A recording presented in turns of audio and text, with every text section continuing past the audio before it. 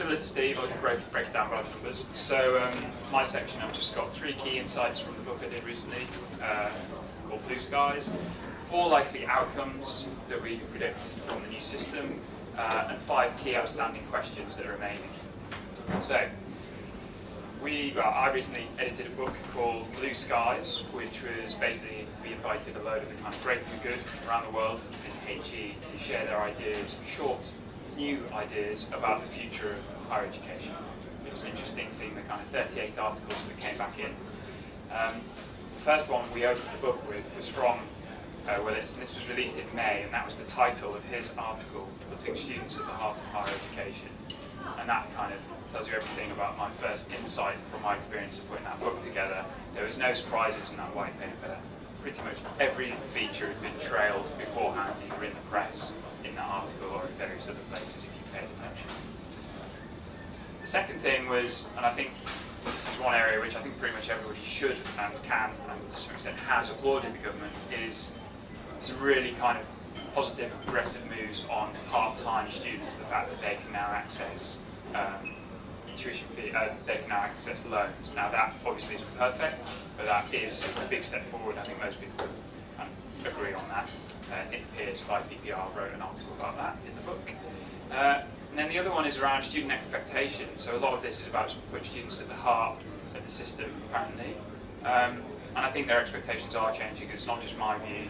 Aaron Porter, the outgoing NUS president, and Jamie O'Connell from the student group, which is a big online forum of students, share that view. So we are going to see some changes from the heart of things, with funding now following the student.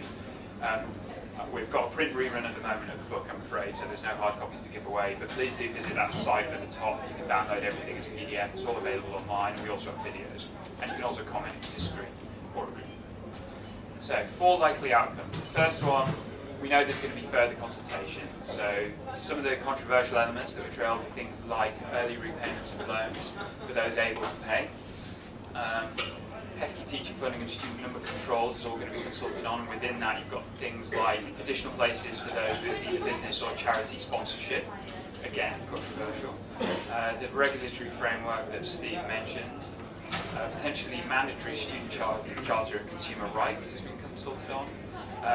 The very title of the university itself is under review, so we can expect to see smaller institutions where there's currently a limit, I think it's 4,000 the minimum number of students if you're going to be called university. That's under review.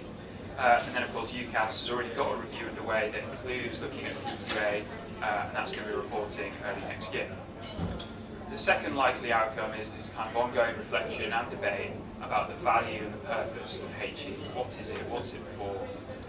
And that's not just for students, that's also about society, and at a time like this it's very much about the taxpayer as well.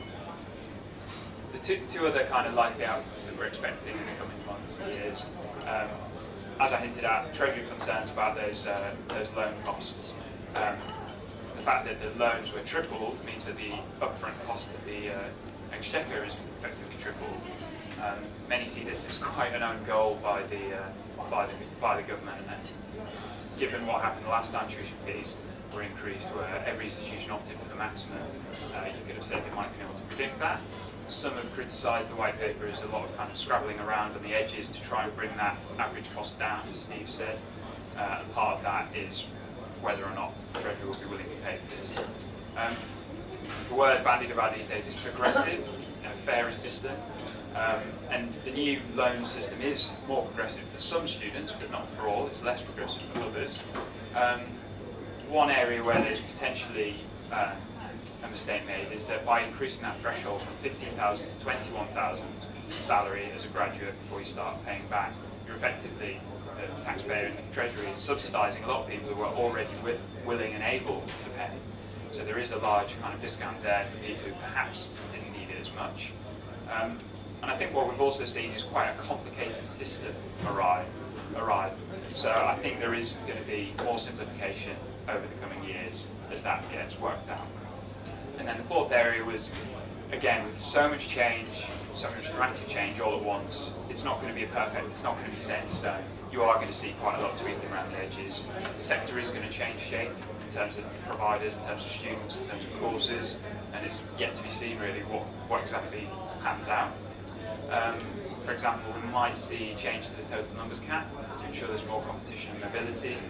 The government said it's going to increase that kind of contestable margin of places, which is currently 25% of the total. And there's going to be ongoing issues around quality and fair regulation for providers. So 5 key outstanding questions, and there are other questions. These were just the ones we came away with. Is it really a market now? Funding follows the students, a bit like the voucher system, so they're now at the heart of it. As I said, it's quite a complex picture, and some doubt that education and higher education can ever really be a market, and some question that it ever should be. Big question, of course, is whether it is more sustainable now.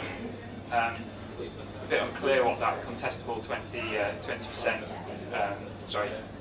unclear what the auction of those places, institutions that charge less than £7.5 grand, which is currently 8%, that's going to definitely increase after 2012, 2013. Unclear what that growing contestable margin will mean. Similarly, the 2AB plus A-level or equivalent measure, is that really a reliable indicator of how successful somebody will be when they get to university and what the kind of benefits are to them and wider society? Again, there'll be some answers and some different views there over time. And then lastly on this one, what will new providers add? So Willits talks about innovation, competition, and efficiency. He sees it as a market, and he sees new entrants, and one he doesn't talk about as much as failures, as ways of kind of keeping that market healthy and thriving and sustainable. And he's created this level playing field of regulation.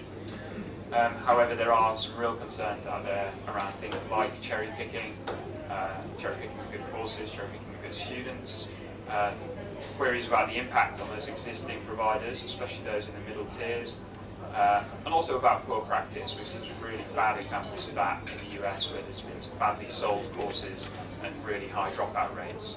And I think there's some real concerns there, and hopefully those regulations will prevent anything like that happening here. The other two is around this issue of whether student behaviour will really change. So I've stolen Steve's joke around it being sealed with a kiss, sorry Steve. So the key information set has been introduced to produce 14 additional measures of information for students to base their choices on, so they can be more rational consumers. Now obviously there's issues with that. There's a recent study that showed that UCL, and I think it was South Bank or London Met, had similar average earnings for their graduates. Now, even if you look at the league tables, there are quite different places in the league tables, but that's to do with the makeup of who those graduates are. So you need to go into the data. It's a complicated picture.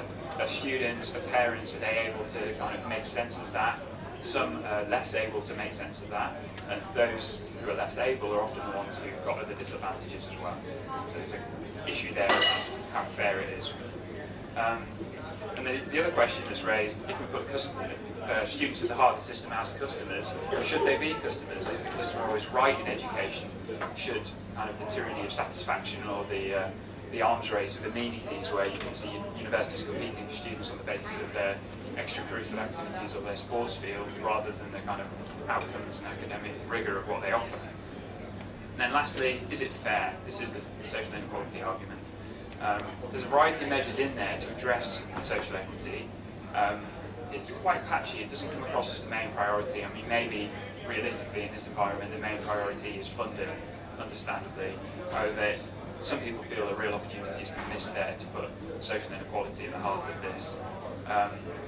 Again, with so many powerful forces, so much change at once, there's a lot of concern about what will happen for social inequality off the back of this white paper. There's some potentially damaging elements in there. One thing I bang on about is mixed messages to young people about debt. And also, if you're going to make those high-achieving students outside the quotas, and so that there's more competition for them, one of the ways that there's going to be competition for them is those better universities. They're the ones who are going to be offering things like merit-based scholarships to attract those students that are off quota.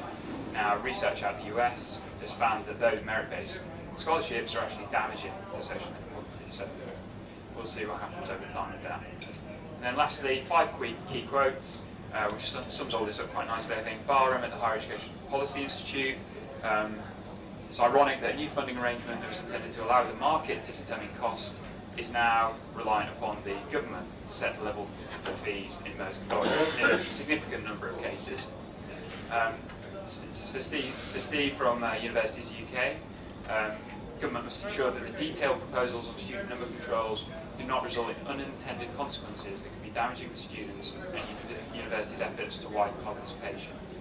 Outgoing NUS President Aaron Porter, he said ministers are at risk of creating stability for the perceived best, but complete chaos for the rest.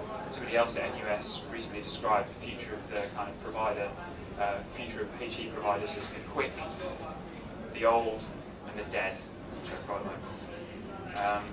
Paul Wellings is the chair of the 1994 group. The government needs to avoid driving down standards by auctioning students to low-cost institutions. And lastly, Martin Dole at the AOC. While we would have liked to see more places available and a price threshold lower than 7.5k for FE, we understand the pressure on the public purse.